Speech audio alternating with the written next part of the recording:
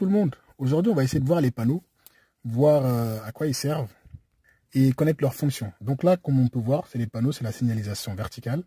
Les panneaux, ils ont trois fonctions. Donc, leur première fonction, c'est signaler un danger. Donner un ordre, une interdiction, une obligation. Voilà. Donner une indication ou une direction. Donc là, on va voir, on les a classés par forme, c'est-à-dire couleur et forme, danger, obligation, interdiction et information. On va les énumérer un par un et on va essayer de comprendre comment ils fonctionnent en fonction du pictogramme qui est à l'intérieur. Donc là, on va commencer. Là, quand tu vois un triangle, c'est-à-dire que c'est un panneau, c'est-à-dire de danger. Donc en fait, n'importe quel panneau de triangle, ça t'indique un panneau de danger. En fait, ce qui te restera à faire, ça sera juste de regarder quel pictogramme qu'il y a sur le panneau pour que tu puisses savoir c'est quel type de danger. Par exemple, ce panneau-là, on te dit qu'attention, il y a danger, priorité à droite. Donc ce panneau-là, automatiquement, on le met avec les panneaux de danger. C'est pour nous signaler qu'il y a une priorité à droite. Et donc en agglomération, il est implanté à 50 mètres avant l'intersection et hors agglomération 150 mètres. C'est par rapport aux distances et aux vitesses. C'est pour pouvoir t'informer, te dire attention, là il y a une priorité à droite, donc il faudra faire attention, tu commences déjà à ralentir.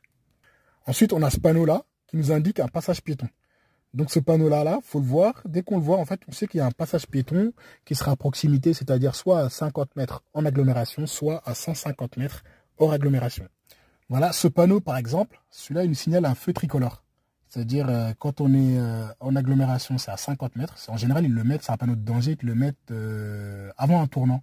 Pour te dire, attention, dès que tu vas tourner, il y a un virage dangereux, donc attention. Juste après, il y aura un feu tricolore. Comme ça, au moins, ça te permet de te préparer à t'arrêter.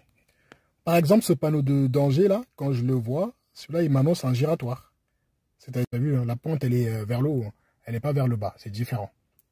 Donc, voilà, tu as vu, il est différent du panneau qui t'annonce un céder le passage. La pointe, elle est vers le bas. Donc voilà, maintenant, tu connais tous les panneaux de danger. Dès que tu les vois, en fait, faut savoir que ce sont des triangles.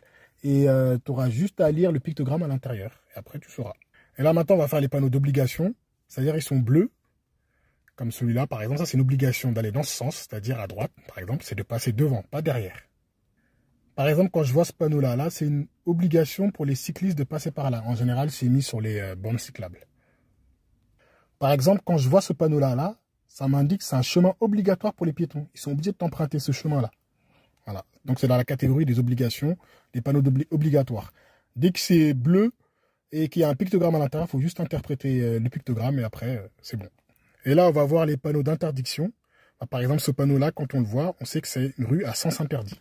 Donc, interdiction d'y aller. Après, parfois, ça peut être... il y aura un panneau en dessous, sauf pour les riverains. Après, ceux qui habitent dans la rue, ils peuvent y aller. Mais si tu n'habites pas dans la rue, tu ne peux pas y aller. Ce panneau-là, pareil, hein, interdiction de tourner à gauche.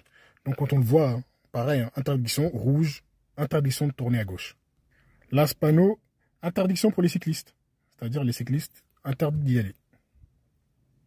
Par exemple, quand on voit ce panneau-là, le rond comme ça, c'est pour dire c'est une interdiction pour tous les véhicules à moteur, dans les deux sens. À part s'il y a toujours un panneau qui indique le contraire. Mais sinon, quand on voit ce panneau, c'est interdit pour tous les véhicules à moteur.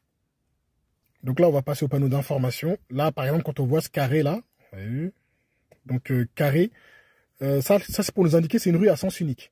Donc quand on le voit, en fait, c'est pour indiquer aux gens qui arrivent, qui rentrent dans cette rue-là, que normalement, il n'y aura pas de véhicule qui va arriver en face. Donc normalement, au bout, ils auront ce panneau-là, sens interdit.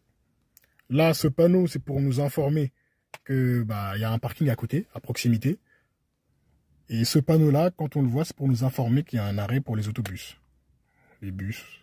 Donc là, on a une vue d'ensemble. On voit que tous ces panneaux-là, il n'y a que le panneau de danger que la distance, elle varie. C'est-à-dire, parfois, si c'est en agglomération, c'est 50 mètres, il est placé avant le danger. Si c'est hors agglomération, il est placé à 150 mètres. Sinon, tous les autres panneaux, en fait, ça a prise d'effet immédiat. C'est-à-dire, dès qu'on voit le panneau, en fait, c'est immédiatement. À part, parfois, s'il y a un petit panneau d'indication de distance qui nous dit que à partir de 50 mètres, ça sera un sens interdit, par exemple.